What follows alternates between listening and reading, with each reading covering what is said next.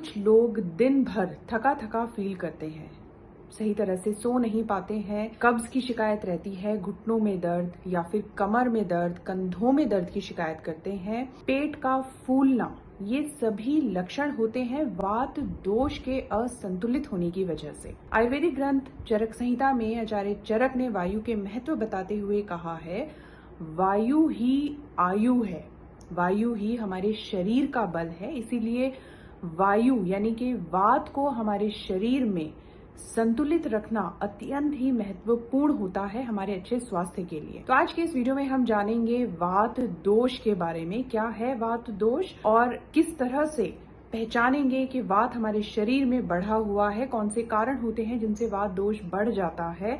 इसके साथ ही हम जानेंगे उन लक्षणों के बारे में जो वात दोष के बढ़ने पर हमें मिलते हैं।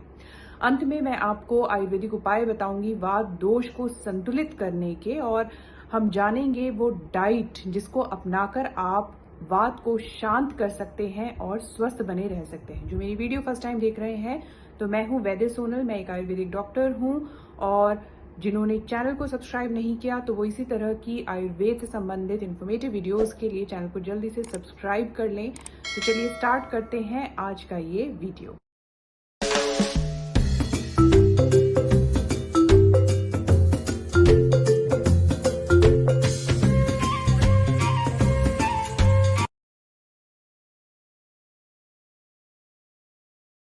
चलिए सबसे पहले जान लेते हैं दोष क्या है। तो देखिए, वात, पित्त और कफ, ये तीन दोष हैं।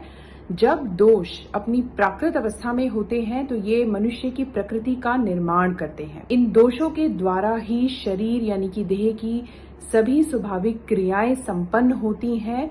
दोष जब कुपित होते हैं तो ये शरीर को दूषित करते हैं और दोष कहलाते हैं, और जब दोष अविकृत अवस्था में होते हैं तो ये शरीर का धारण करते हैं। एक बात समझनी होगी कि हमारा जो स्वास्थ्य है, मतलब हम जब स्वस्थ और अस्वस्थ होते हैं, ये दोषों पर निर्भर करता है, उनकी विकृत और अविकृत अवस्था पर। मतलब जब दोष अविकृत हैं तो हम स्वस्थ होंगे, और जब दोष विकृत हो जाते हैं, दूषित हो जाते हैं, तब हम बीमार हो जाते हैं। अब बात करते हैं वात दोष के बारे में। तो देखिए, तीनों दोषों में वात को सबसे ज्यादा महत्वपूर्ण माना गया है, क्योंकि मनुष्य के शरीर में जितनी भी गतियां होती हैं उनके लिए वात को उत्तरदायी माना गया है। आयुर्वेद में एक श्लोक आया है, पितम पंगुम कफम पंगुम पग्वोमल धातवः वायुना यत्र नियंते तत्र वर्षन्ति मेघवत्। मतलब जितनी भी प्रकार की गतियां हैं, मूवमेंट्स हैं, क्रियाएं हैं, जितने भी सेंसरी परसेप्शंस हैं, इन सभी के लिए रिस्पॉन्सिबल माना गया है वात को। वात के स्थान की बात की जाए तो आयुर्वेद में वात का प्रमुख स्थान बताया गया है पक्वाशय यानी कि लार्ज इंटेस्टाइन को, और इसके कार्य कहाँ पर संपादित हो रहे हैं? Rectum, bladder, anal canal, waist, thigh, feet, bones, ears, sense organ of touch. तो एक तरह से देखा जाए तो शरीर का जो निचला भाग होता है, यानी नाभि के नीचे का भाग, इसे वात का स्थान माना गया है। किन कारणों की वजह से वात दोष हमारे शरीर में बढ़ जाता है, असंतुलित हो जाता है? तो देखिए, आयुर्वेद में कहा गया है, समान गुण से समान की वृद्धि होती है। मतलब जब हम वात के गुणों के समान आहार विहार का सेवन करते हैं तो ये हमारे शरीर में वात को प्रकोपित कर देता है, बढ़ा देता है। इसके साथ ही कटु, तिक्त, कषाय रस का सेवन जब अधिक मात्रा में किया जाता है तो इससे भी वात दोष हमारे शरीर में बढ़ जाता है। वात के गुण क्या होते हैं? रूख, शीत, लघु, सूक्ष्म, चल, विशद और खर। इन गुणों के समान आहार का सेवन अगर आप ज्यादा मात्रा में करेंगे तो ये वात दोष को बढ़ाएंगे। जैसे कुछ लोगों की आदत होती है रूक्ष भोजन करना, मतलब घी तेल का बिल्कुल भी सेवन नहीं करना। इसके साथ ही शीत यानी कि ठंडा भोजन करना, फ्रिज का खाना खाना, ठंडी चीजों का सेवन, आइसक्रीम जैसी चीजों का सेवन ज्यादा मात्रा में करना, लघु भोजन लेना, मतलब जितना आपको लेना चाहिए उससे बहुत ही कम मात्रा में आप भोजन का सेवन करना। तो इन सभी चीजों से वात दोष प्रकोपित हो जाता है, असंतुलित हो जाता है। तो अब कैसे पहचानेंगे कि वात दोष हमारे शरीर में बढ़ गया है? तो देखिए, आयुर्वेद में इसके बहुत ही स्पेसिफिक लक्षण बताए गए हैं, जैसे लॉस ऑफ वेट यानी कि वजन का घटना, नींद का नहीं आना, अंगों में स्फुरण होना यानी कि ट्रेमर्स का होना, जकड़ाहट होना, इसके साथ ही हमेशा थकान का फील करना, कॉन्स्टिपेशन बने रहना, ड्राइनेस ऑफ स्किन, बालों का ड्राई होना, लिप्स का फटना, एड़ियों का फटना, इसके साथ ही अननेसेसरी ज्यादा बोलना। कुछ लोग होते हैं ना जो ज्यादा बोलते हैं, तो वो भी वात के बढ़ने की वजह से कई बार हो सकता है। इसके साथ ही गर्म चीजों के खाने की इच्छा होना, पेट का फूलना, जिसे बल्जिंग ऑफ एब्डोमेन भी हम कह सकते हैं, ये सभी लक्षण वात दोष के बढ़ जाने पर हमारे शरीर में दिखाई देते। तो चलिए अब जान लेते हैं उन महत्वपूर्ण आयुर्वेदिक उपायों के बारे में जिन्हें अपनाकर आप अपने शरीर में वात दोष को शांत कर सकते हैं। तो देखिए, आयुर्वेद में कहा गया है समान गुण से समान की वृद्धि होती है, तो इसीलिए आपको वात के जो गुण होते हैं उनके विपरीत आहार विहार का सेवन करना होगा, जिससे वात दोष आपके शरीर में संतुलित हो जाएगा। यानी कि रूख, शीत और लघु के विपरीत भोजन का सेवन। देखिए, वैसे हर एक चीज उचित अनुपात में लेना अच्छे स्वास्थ्य के लिए जरूरी होता है, लेकिन आजकल लोग जीरो ऑयल पर आ गए हैं, तो ये भी हमारे स्वास्थ्य के लिए बिल्कुल भी अच्छा नहीं है। गाय का घी, मैं हमेशा अपने पेशेंट्स को भी बोलती हूँ, हर एक एज में इसे लिया जा सकता है। ये आपके लिए बहुत ही महत्वपूर्ण है, आपके अच्छे स्वास्थ्य के लिए, आपकी अच्छी हड्डियों के लिए और तीनों दोषों को सही अनुपात में बनाए रखने के लिए गाय का शुद्ध घी हमेशा अपनी डाइट में एक उचित मात्रा में जरूर इसको इंक्लूड करें। तो ये आपको ध्यान रखना है। इसके साथ ही हमेशा घर में बना हुआ और गर्म भोजन आपको सेवन करना है। आपको हमेशा अपने ऑक्यूपेशन, जो आपका स्केड्यूल है, उसके अनुसार आपको अपनी डाइट को प्लान करना है और उसी के अनुसार आपको लेना है। ना तो बहुत ज्यादा ओवर ईटिंग करनी है और ना ही बहुत ज्यादा कम आपको खाना है। तो ये चीजें आपके अच्छे स्वास्थ्य के लिए और दोषों को बैलेंस करने के लिए बहुत ही ज्यादा जरूरी होती हैं। इसके अलावा देखिए, आचार्य चरक ने चरक संहिता में वात दोष की सामान्य चिकित्सा बताई है, जिसे अपनाकर आप वात को शांत कर सकते हैं। तो वो होता है स्नेहन। स्नेहन का मतलब अभ्यंग या ऑयल मसाज। देखिए, स्नेहन में क्योंकि आप हल्के गर्म तेल की मालिश करते हैं, तो ये आपके शरीर में वात को संतुलित करने में बहुत ही ज्यादा उपयोगी है, बहुत ही महत्वपूर्ण होता है। तो इसके लिए आपको किस तेल का उपयोग करना चाहिए? तो सबसे जो सर्वोत्तम तेल आयुर्वेद में बताया गया है वो है तिल का तेल, क्योंकि ये उष्ण भी है अपनी प्रकृति से और स्निग्ध भी है। तो ये आपके शरीर में वात को बैलेंस करेगा। तो आप हल्के गुनगुने तिल के तेल की ऑयल मसाज, अभ्यंग जरूर करें वात को बैलेंस करने के लिए। इसके अलावा स्वेदन क्रिया को भी किया जा सकता है। स्वेदन का मतलब होता है एक तरह से स्टीम लेना। गर्म पानी में आप बैठ सकते हैं या गर्म पानी से आप नहा सकते हैं।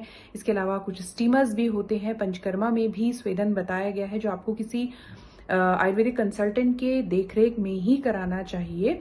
तो ये दोनों ही क्रियाएं वात दोष को संतुलित करने में, बैलेंस करने में बहुत ही ज्यादा उपयोगी होती हैं। ऑयल मसाज की आयुर्वेद में वैसे भी बहुत ही ज्यादा महत्ता बताई है।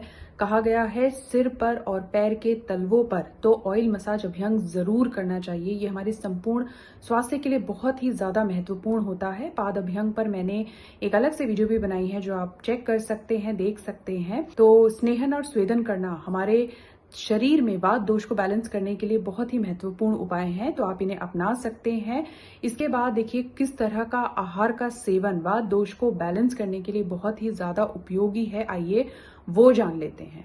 देखिए, अगर वात आपके शरीर में बढ़ा हुआ है तो इस समय पर आपको उपवास यानी कि फास्ट नहीं करना है, क्योंकि उपवास करने से भी वात दोष, हमारे शरीर में वात का प्रकोप होता है। इसके साथ ही आपको किन चीजों को अपनी डाइट में जरूर शामिल करना है? तो देखिए, अदरक और लहसुन को अपनी डाइट में शामिल करें। ये वात को संतुलित करने में काफी मदद करते हैं। इसके अलावा हींग अपने डाइट में जरूर शामिल करें। जो भी भोजन आप प्रिपेयर कर रहे हैं, खाना आपके घर में कुक हो रहा है, उसमें हींग जरूर ऐड करें।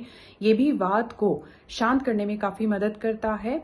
इसके साथ ही वात दोष के लिए आपको किन रसों का सेवन करना है शांत करने के लिए? तो अम्ल यानी कि खट्टे, लवण यानी नमकीन और उष्ण यानी कि गर्म चीजों का सेवन आप ज्यादा मात्रा में करें, तो ये आपके शरीर में वात को शांत करेंगे।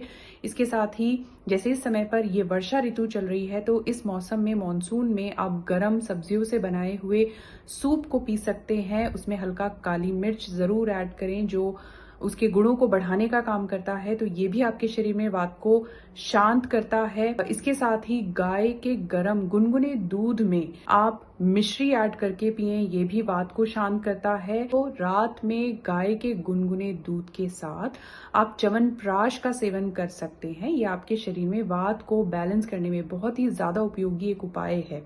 इसके अलावा आप अभिआम्ल की रसायन का भी सेवन कर सकते हैं, ये भी आपके शरीर में वात को बैलेंस करेगा। वात के बढ़े होने पर अब आपको किन चीजों को अवॉइड करना है, किन चीजों का आपको सेवन नहीं करना है। तो देखिए, अभी इस समय जैसे वर्षा ऋतु चल रही है, तो इस समय पर आपको कच्चे फल या कच्ची सब्जियों को खाना अवॉइड करना चाहिए, क्योंकि इस मौसम में वात का प्राकृतिक रूप से प्रकोप हमारे शरीर में होता है। तो अगर कच्चे फल आप सेवन करेंगे तो ये आपके शरीर में वात को और ज्यादा बढ़ाएंगे। इसके साथ ही हरी पत्तेदार सब्जियों का सेवन भी आपको नहीं करना है, ये भी आपके शरीर में वात को बढ़ाने का काम करेंगे। जैसे मैंने हमेशा बोला है, गाय का दूध, गाय का घी, ये हमारे ओवरऑल हेल्थ के लिए बहुत ही ज्यादा इम्पोर्टेंट है, अमृत तुल्य है। तो गाय का दूध और गाय का घी अपनी डाइट में जरूर शामिल करें। इसके साथ ही आप तिल का सेवन कर सकते हैं, क्योंकि तिल स्निग्ध है, उष्ण है। तिल की चटनी आप खा सकते हैं। तो ये चीजें अगर आप उचित अनुपात में खाएंगे तो जरूरी नहीं कि आपको सिर्फ सर्दियों में ही खाना है, आप इस मौसम में भी खा सकते हैं। ये आपके स्वास्थ्य को बढ़ाएंगे, आपके शरीर में वात को बैलेंस करेंगे। तो जिन चीजों को मैंने बताया है, जिन उपायों को मैंने आपको बताया है, मुझे पूरी उम्मीद है इन्हें अपनाकर आप अपने बढ़े हुए वात को शांत कर सकते हैं।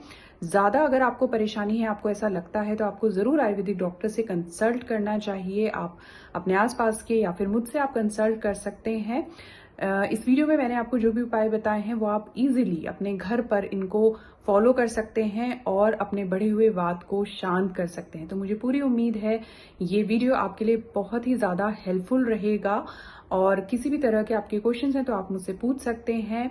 इसी तरह की वीडियोस के लिए आप मेरे चैनल को जरूर सब्सक्राइब कर लें। वीडियो पसंद आई हो तो लाइक और शेयर भी जरूर करें। मिलते हैं नेक्स्ट वीडियो में। Thank you so much.